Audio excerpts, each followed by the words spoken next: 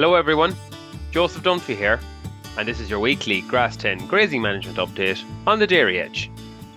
Your pasture-based figures for this week are: average farm cover has dropped slightly again to 680 kilos of dry matter per hectare, and the cover per livestock unit is sitting at 244 kilos of dry matter per livestock unit.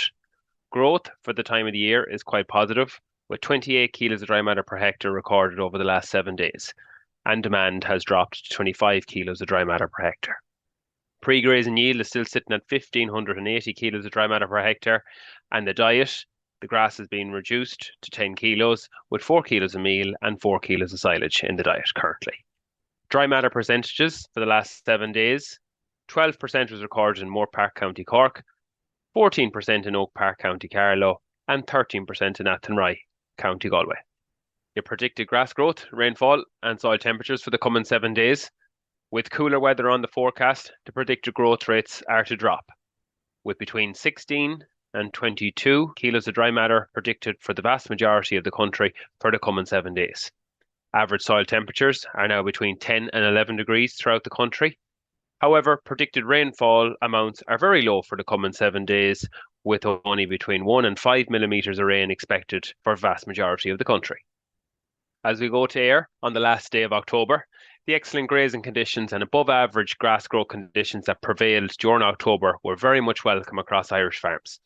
It enabled animals to remain grazing and reduce pressure on winter feed supplies, especially in areas that, due to poor growth rates or droughts, have had to sustain considerable supplementation since late summer. On dairy farms where spring grass supply should be a priority, farmers should aim for a farm cover of greater than 750 kilos of dry matter per hectare on the 1st of December. To get good clean outs now on paddocks at the minute, continue to strip graze, use a back fence and multiple access points to reduce damage. Aim to keep grass in the diet by day at least if your average farm cover allows it, and this will lower costs and keep milk protein percentage up on dairy farms. Remaining paddocks to target for grazing should be clover paddocks and some paddocks that are awkward to graze for you in the springtime when workload is high.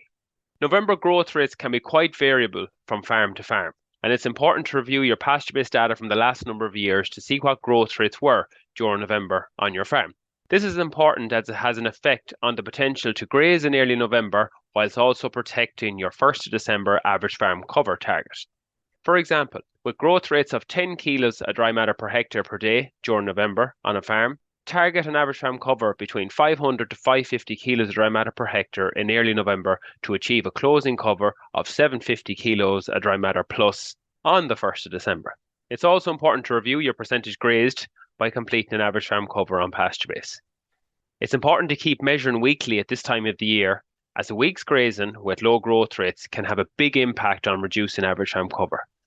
Grass growth is now significantly lower, therefore management of average farm cover becomes more critical.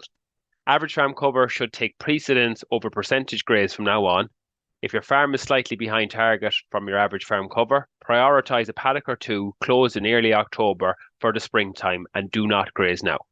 Remember, every difference of 15 kilos of dry matter per hectare per day between growth and demand will reduce your average farm cover by 105 kilos of dry matter per hectare per week. So therefore, it's important to keep measuring weekly on PastureBase when you're actively grazing at this time of the year. This week's featured farmer is Robin Stevenson from Killygordon, County Donegal. Robin's average farm cover is 601 kilos of dry matter per hectare, and his cover per livestock unit is sitting at 209 kilos of dry matter per livestock unit. Growth is at 27 kilos of dry matter per hectare per day at the minute. He has 13.4 tonne of dry matter grown so far to date, and cows are currently doing 17 litres, fat at 4.93 and protein at 4.05. Robin notes that the month of October has been an excellent grazing month here in Donegal. He's still grazing by day, and he aims to get 5 to 6 days of grazing in November, which he's very happy with. Robin's closing plan is to have between 700 to 750 kilos of dry matter per hectare on the farm on the 1st of December. So he is measuring weekly so he doesn't drop his average farm cover below 550 kilos of dry matter per hectare in early November. And from a soil fertility point of view, Robin took advantage of good land trafficability during October and spread 80 tonne of lime on the milking platform and spread 50 units of K, that's 1 bag per acre of 0050 on all his silage ground. Lastly, on this week's podcast, A reminder that the National Dairy Conference will be coming up in late November. The National Dairy Conference will take place on the 27th of November in Limerick Racecourse from 9 a.m. The theme of this year's National Dairy Conference is Robust Dairy Farming for Future Challenges. And the link for info and sign up is in this week's Grass10 newsletter. If you'd like to hear more from the Grass10 team, subscribe to the weekly Grass10 newsletter, which is available on the Grass10 page on the Teagasc public website, and the link to the newsletter is also available in the description of this podcast.